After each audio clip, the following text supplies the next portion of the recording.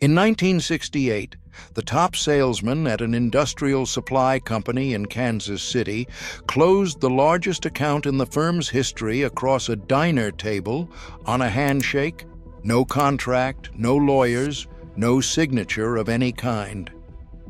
The two men honored that deal for the next 19 years on nothing but their word, and neither ever asked for it in writing. Today, that handshake would die in a legal department before lunch. The man who made it never went to college. He answered his own phone, knew the name of every janitor in the building, and wrote more thank you notes by hand than most men write emails in a year. He had a code, 30 rules, most of them things a modern corporation has quietly outlawed in the name of professionalism and efficiency and liability. Those rules built a man everyone who met him remembered for the rest of their lives. And the one rule that actually made him unforgettable, the reason the mailroom kid and the company chairman both wept at his funeral, is number one on this list. He was not unusual. In the business America of that era, in every city and every industry, there were men like him, salesmen and managers and owners who ran on relationships instead of metrics, whose word was their contract and whose people were their life's work. They did not have leadership consultants. They had a code, learned from the men who trained them, lived so consistently that no one thought to write it down. That code built the most trusted commercial culture the country ever had, and then, deal by deal and quarter by quarter, we dismantled it. We decided the relationship was friction, the loyalty was a cost, the human touch did not scale. We replaced the man who knew your name with a portal and the handshake with a click-through agreement, and we called the whole demolition efficiency. The men who lived the old code are retiring and dying now, and almost no one is being raised to replace them because the world that made them has declared them obsolete. Number 26, he did every single morning before he touched anything else, and people kept what he sent for 30 years. Number 16 sounds like nothing and is the reason a whole company trusted him. And number 1, the single rule that made the Kansas City salesman unforgettable, the reason the company chairman and the office cleaning woman stood in the same line at his funeral and cried the same tears, is the one thing corporate America can never put in a handbook, and the last thing it wants you to learn. Stay with him to the end. These were not slick sales tactics or management theories. They were the opposite of tactics. A way of treating people so consistently and so decently that it could not be faked, could not be scaled, and could not be taught in a weekend seminar. That is the difference between a man with a big title and a man 10,000 people never forgot. Every rule on this list, the Kansas City salesman lived in a business world that was already beginning to tell him to stop. Hit that subscribe button and let us count down the 30 gentleman rules corporate America banned that built unforgettable men. Number 30, the handshake and the eye. He met every man, woman, and delivery boy the same way. A firm hand and his full eyes held a beat longer than expected. A sales manager in Cincinnati taught his people in 1965 that the handshake was the first sale made before a word. The Kansas City salesman shook hands like the person in front of him was the only account that mattered, whether they were buying a rail car of steel or reading the gas meter. Number 29, learn every name. He knew the name of everyone in the building, not just the executives, but everyone. The night guard, the elevator operator, the woman who watered the plants. A hotel manager in Chicago in 1962 could greet 400 staff by name and never missed. The Kansas City salesman learned a new hire's name, their spouse's name, and their kids' names inside a week, and used them forever after. Corporate America replaced the name with the employee ID. He never once used a number for a human being. Number 28. Dress like the day mattered. He put on a pressed suit and shined shoes for a Tuesday nobody would remember, because how you showed up was a message you sent before you spoke. A department store floor manager in Detroit in 1961 pressed his one good suit every night. The Kansas City salesman said a man who dressed like the day was important, made the people around him feel the day, and they were important too. Number 27. Show up in person. When it mattered, he got in the car and drove. 4 hours, 6, overnight, to look a man in the eye instead of sending a letter. A regional rep in Omaha in 1969 put 90,000 miles a year on a company Ford. The Kansas City salesman drove through a blizzard to sit at a dying client's bedside, not to sell, just to be there, and that client's company stayed loyal for 2 more decades. Number 26. The handwritten note. He wrote by hand, thank yous, condolences, congratulations, a few lines in real ink, dropped in a real mailbox. An insurance man in Hartford, Connecticut wrote 5 notes every morning before he did anything else in 1964. The Kansas City salesman kept a drawer of stationery and a fountain pen, and people saved his notes for 30 years, found them in drawers after they died. Number 25. Outwork the room quietly. He was the first car in the lot and the last one out, and he never once mentioned it. A branch manager in Columbus in 1966 believed the man who talked about how hard he worked was the man working least. The Kansas City salesman simply outworked everyone, invisibly, and let the results do the announcing. He worked like no one was watching because the work, not the watching, was the point. Number 24. Praise in public, correct in private. He bragged on his people where everyone could hear, and when someone erred, he took them aside where no one could. A plant superintendent in Milwaukee in 1963 never once dressed a man down on the floor. The Kansas City salesman knew that public praise built a person and public correction broke one, and that a leader who reversed the two was only feeding his own ego. Number 23. Take the blame. Hand off the credit. When the deal went south, he stood up and said it was his fault. When it soared, he pointed at everyone but himself. A construction firm owner in Denver in 1968 took the heat for his crew's mistakes to the client's face and gave them the glory to their own. The Kansas City salesman ate blame that was not entirely his and handed away credit that was. And his people would have walked through a wall for him because of it. Before we go on, I made something special for you. A guide for men like us who still believe a good name and good manners mean something. It's the lost gentleman's code, the old-fashioned manners American gentlemen once lived by, the kind that make you the man everyone respects, welcome in any room you walk into. But these ways are disappearing fast, and once they're gone for good.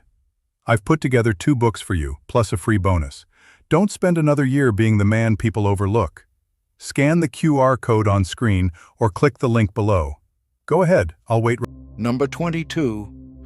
Take the new kid under your wing.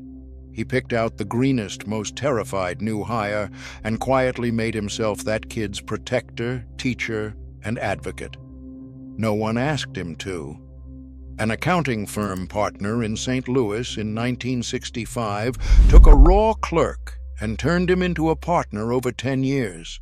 The Kansas City salesman did the same for a nervous young man who took the desk beside his, taught him everything, covered his early mistakes, and never once made him feel small for not knowing.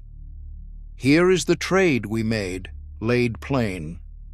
The business world he lived in ran on relationships. A man knew his customers' children, ate lunch with his people, closed deals on trust, and built things meant to last a career. It was inefficient, and it was human, and it worked. Then the consultants came, and the conglomerates, and the quarterly number that had to grow forever. And one by one the human parts were identified as waste. The lunch was waste. The mentoring was waste. The loyalty was a liability. The handshake needed a contract. The contract needed a lawyer.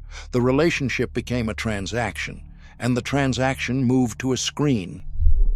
We did not make business more honest. We made it more efficient at not caring. And then we wondered why no one is loyal to anything anymore, why the best people leave, why the whole thing feels hollow. We optimized the man right out of the work. Number 21. Know the people who can do nothing for you. He treated the receptionist and the janitor and the mailroom kid like they ran the company, because in the ways that mattered, they did. A bank president in Des Moines in 1962 ate lunch in the break room with the tellers, not the board. The Kansas City salesman knew the cleaning woman's arthritis was acting up and asked after it by name. A man's real character, he believed, showed in how he treated the people who could not promote him, fire him, or buy from him. Number 20. Pick up the check. He reached for the check before anyone else's hand left the table, always quietly, no show of it. A restaurateur in New Orleans in 1967 taught his sons that a generous man is remembered and a cheap one is remembered longer. The Kansas City salesman bought lunch for young reps who made a third of his salary and waved off every offer to split it because he remembered being the one who could not afford to reach. Number 19. Never run down a competitor. He never said a bad word about a rival firm or a rival man, even when it would have won him the sale. An ad man in New York in 1964 told his people that the man who tears down a competitor only advertises his own fear. The Kansas City salesman praised his rivals honestly and let his own work make the argument, and customers trusted him more for it. The office that runs on back channel and quiet knives forgot this one first. Number 18. Give people your undivided time. When someone sat across from him, he gave them the whole of his attention. No glancing at the clock, no half listening while his mind chased the next thing. A printing company owner in Baltimore in 1966 shut his office door and killed the phone for anyone who walked in. The Kansas City salesman made a junior clerk with a small problem feel exactly as important as the biggest buyer in his book. Time, undivided, was the most expensive gift he owned, and he gave it away all day. The modern manager, half present in 9 windows at once, has forgotten how to give it at all. Number 17. Remember the personal details. He remembered the wife's name, the boys' ball game, the surgery a man had mentioned once in passing a year ago. A furniture store owner in Memphis in 1963 kept a little book of his customers' lives and studied it like scripture. The Kansas City salesman would ask a client how his daughter's recital went and mean it, and the man would remember that question for the rest of his life. Number 16. Answer your own phone.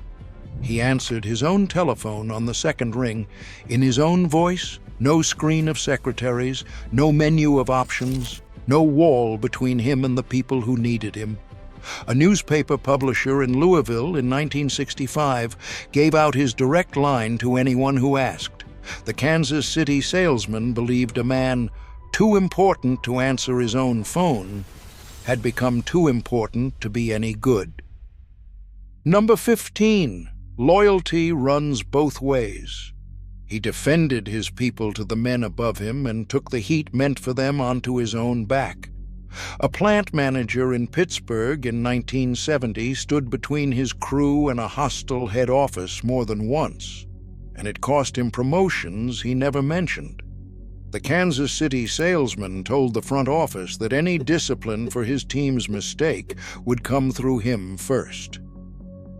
Number 14, under-promise, over-deliver. He promised a little less than he knew he could do, then delivered far more, every time, so that surprise always ran in the customer's favor. A contractor in Phoenix in 1968 finished early and under budget and threw in the extra work for free. The Kansas City salesman built a career on being the one man whose actual delivery beat his own pitch. The modern instinct is the reverse: promise the moon in the deck and deliver the minimum in the product. He thought a man was only as good as the gap between what he swore and what he did, and he made sure that gap always paid the other man. Here is the part of his story we skipped. In the early 70s, the company was bought by a conglomerate out of New York, and the new men arrived with charts. They studied his numbers, which were the best in the region, and then they studied his methods, which they did not like at all. The long lunches were inefficient. The days spent mentoring young reps did not appear on any ledger. The hours he gave to customers who were not buying that quarter were, a consultant explained, a waste of a high-cost resource. They told him, politely, to stop being who he was and start being a machine. He listened, nodded, thanked them for their time, and went on exactly as before, because he knew something their charts could not hold, that every one of those wasteful hours was a deposit, and that when the market turned hard, as it did in '74, it was his relationships and not their spreadsheets that kept the accounts from leaving. He outproduced every man they sent to replace his way of doing things. They never understood why. The reason was the whole list, and the deepest rule on it is still coming. It is number 1. Number 13, never let anyone leave feeling small. No one, not a customer, not a clerk, not a man who came in angry, left his presence feeling smaller than when they arrived. A men's store owner in Nashville in 1964 could turn away a sale and still send the man out standing taller. The Kansas City salesman had a gift for making the lowest person in the room feel like the most important, and he spent it on everyone, freely. Number 12, own the mistake to their face. When his firm blew it, he drove out, looked the customer in the eye, said we were wrong, and fixed it on his own company's dime. An appliance store owner in Rockford, Illinois in 1966 replaced a ruined stove for free and kept that customer for 40 years. The Kansas City salesman never once hid behind policy, never sent a form letter, never made a wronged man fight for what was right. He ate the cost and kept the relationship, which was always worth more. Corporate America invented whole departments to deny, delay, and deflect. He just said, sorry, made it right, and moved on with the account intact. Number 11, teach everything you know. He held nothing back. Every trick, every contact, every hard-won lesson, handed to the younger people freely, with no fear they would surpass him. A machine shop owner in Cleveland in 1969 taught his apprentices everything, including the things that made him irreplaceable. The Kansas City salesman gave away his whole playbook to the kids coming up, because a man confident in his own worth does not hoard. The modern worker, terrified of being made redundant, guards his knowledge like a miser. He did the opposite, and it made him a legend, a man measured not by what he knew, but by how many he taught. Number 10, walk them to the door. He rose when a visitor left and walked them all the way out, to the elevator, to the car, to the street, never letting them find their own way to the exit. A senior partner at a Richmond law firm in 1963 walked every client to the lobby for 50 years. The Kansas City salesman said the goodbye was the part people remembered, so he made it warm and unhurried and personal. Anyone could greet you well when they wanted your business. To be walked out with the same care after the deal was done told you the courtesy had been real. The modern meeting just ends when the calendar says so. Number 9. Celebrate others louder than yourself. When someone else won, a promotion, a big sale, a new baby, he made more noise about it than they did, and never once turned the moment back toward himself. A sales director in Minneapolis in 1967 threw the party, gave the toast, and stood in the back. The Kansas City salesman could be genuinely, loudly glad for another man's success with no envy in it, which is rarer than any talent. To celebrate others without needing a share of the spotlight was a generosity of spirit no incentive plan could manufacture. The man who is happiest at your good news and means it is the one you never forget. Number 8. Keep a confidence to the grave. What was told to him in confidence stayed with him, always, even when repeating it would have helped him. A small-town banker in Lincoln, Nebraska in 1961 knew every family's secrets and carried them silently to his grave. The Kansas City salesman was the man everyone told their troubles to because they knew it went no further, ever. Discretion made him a vault, and people give a vault their trust and their business both. In an age of the leaked screenshot and the forwarded message, a man whose word sealed a secret shut has become almost unimaginable.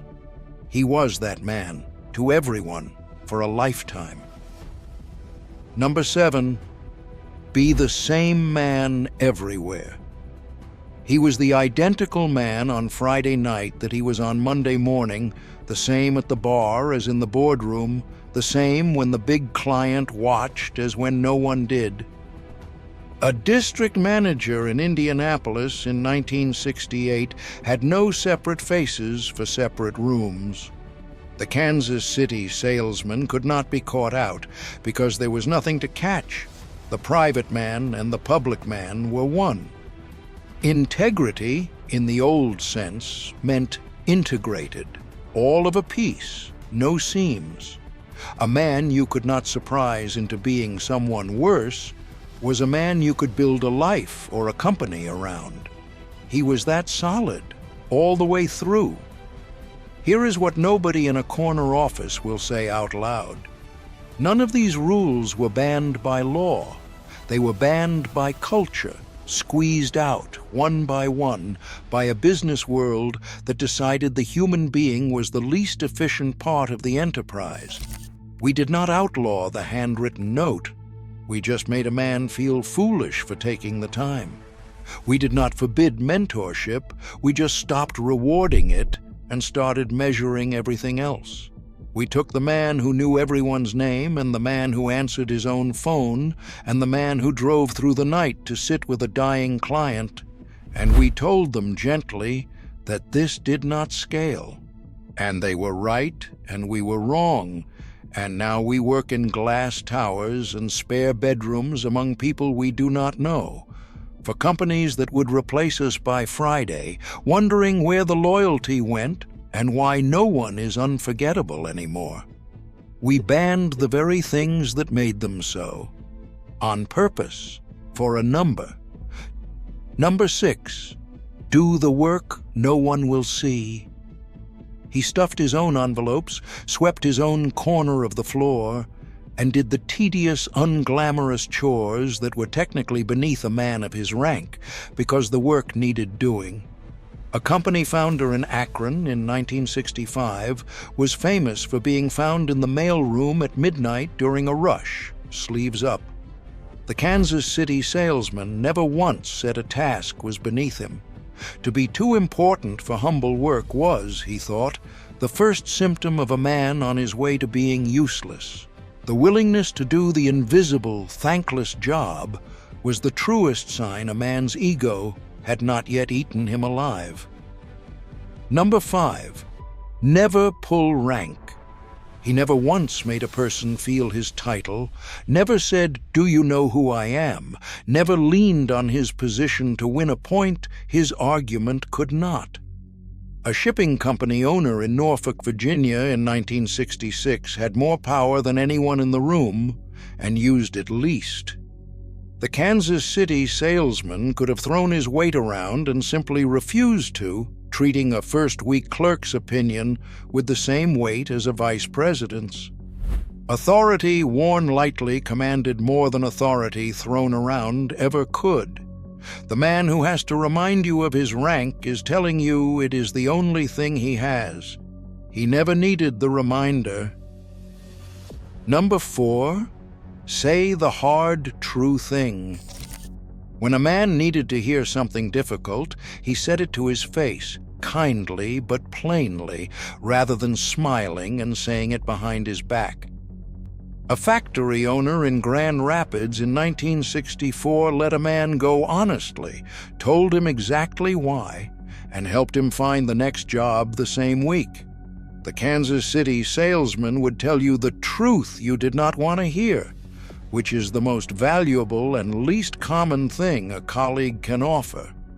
Flattery to the face and knives to the back was the coward's way. To be the one man who told you straight, out of respect, was a gift disguised as discomfort. Number 3, give the hungry kid a shot. He hired the hungry kid with no degree, no resume, and no connections.